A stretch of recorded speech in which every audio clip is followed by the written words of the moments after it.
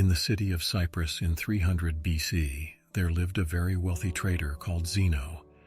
While on a voyage from Phoenicia to Piraeus, his boat sank, along with all of his cargo. Because of that single event, an event that was entirely out of Zeno's or anyone's control, this very wealthy man suddenly became poor in an instant. Imagine you were Zeno. How would you react to your entire life's work getting flushed down the drain by the sheer force of nature? What is the proper reaction? Would you be angry, sad? Would you feel life has cheated you? For most of us, these would all be normal reactions, but not for Zeno, the father of Stoicism. One small change lasts an eternity, and one small reframing of your mindset can cascade into larger and more impactful changes later down the line. The core of Stoicism is the very definition of acceptance and indifference. After reading the works of Socrates and other great philosophers, Zeno created and taught Stoicism. According to Zeno, although we don't have much control over what happens to us, we do have control of how it affects us, and we must use this control to great effect. Rather than crying over spilled milk, or in this case, drowned goods, Zeno focused on maintaining his composure over the situation, remaining calm and neutral despite his predicament. Today, people inadvertently view Stoics as people who cannot be broken, people who don't often linger to the emotional extremes, going through things like fits of rage or bouts of anxiety. But the original idea behind Stoicism was much more than that. Rather than just a way to describe people who are unemotional, Stoicism was a way to view, describe, and understand the world. It was a way of life, and that way of life has lasted for centuries. Stoic philosophy can be applied to situations today the same way it was applied thousands of years ago, and its benefits are just as impactful.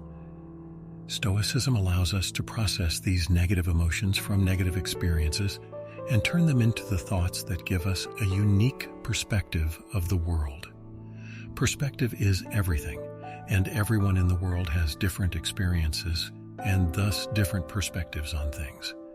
Since the Stoics gathered, discussed, and taught philosophy in a public place, their general philosophy was widely known.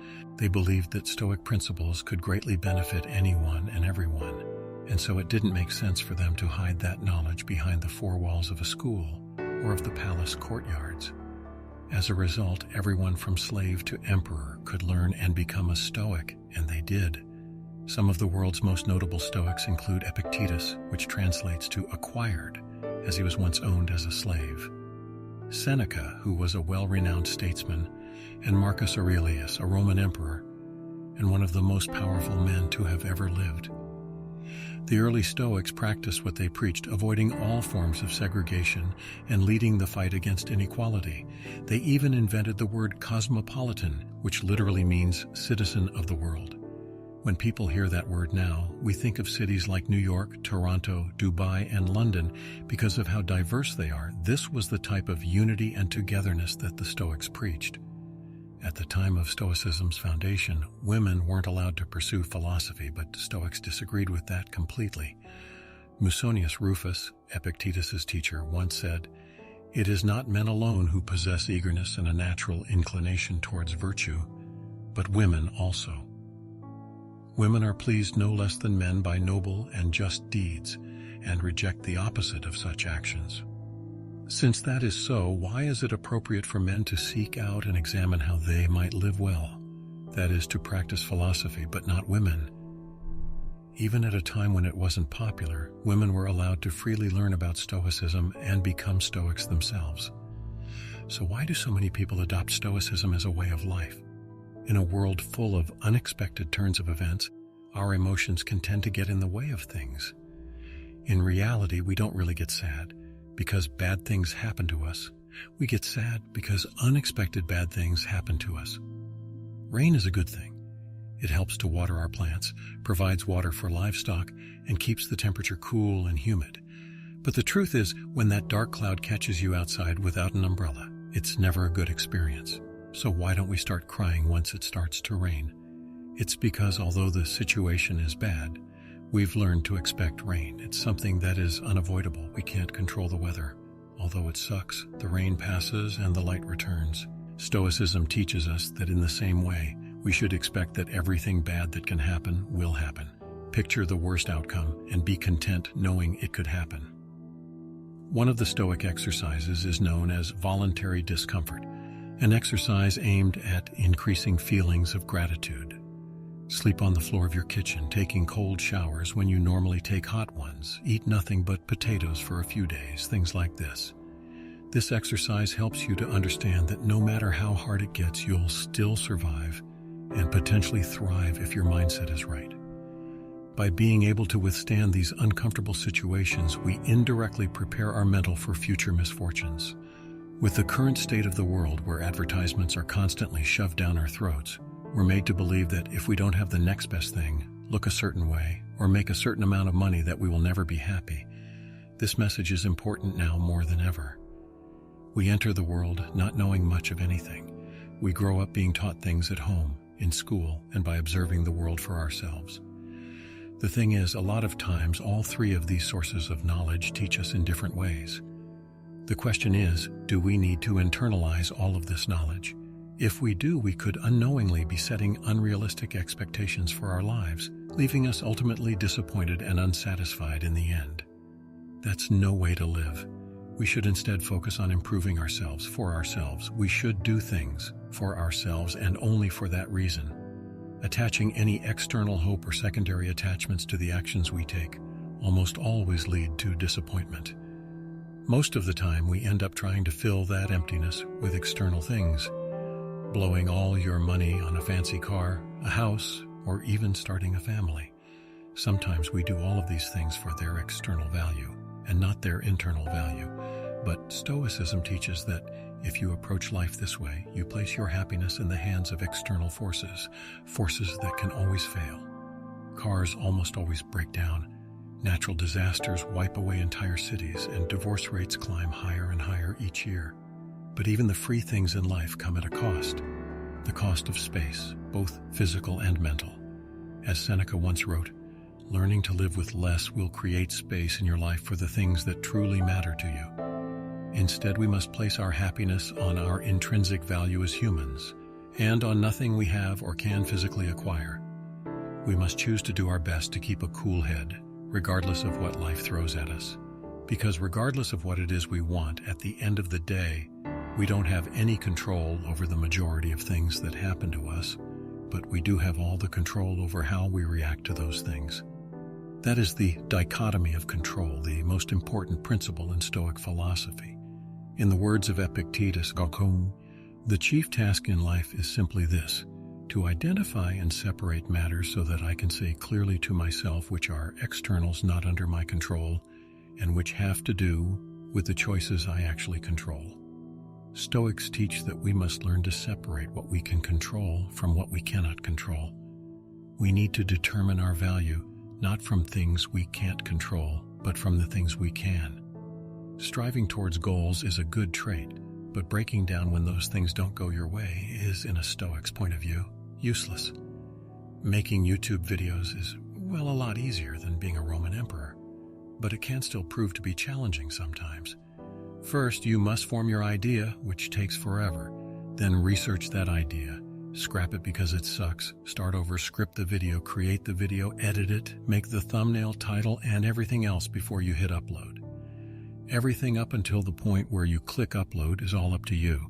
However, once you click the upload button, the power shifts to the YouTube algorithm. Still, a lot of people judge the success of their YouTube channel or Instagram account based on how many views and subscribers or followers that they have, metrics of which, for the most part, are beyond your control. Stoics teach that instead you should judge the success of your work based on the amount of effort you put in, and not the outcome of your external hopes. Trust the process. Living with less means unbinding yourself from the societal handcuffs that you've essentially put yourself into. Think about a person who's been working hard at their job for the past 6 months. He now feels he deserves a promotion, and so he walks up to his boss with his performance report. The boss says thanks, doesn't grant him the promotion, and he goes home thinking he must suck at his job. He doesn't consider that the boss might have simply woken up angry, someone else might have been better qualified at that time, or maybe the company was just losing money and just couldn't afford it. He doesn't know the reason, but he's still upset.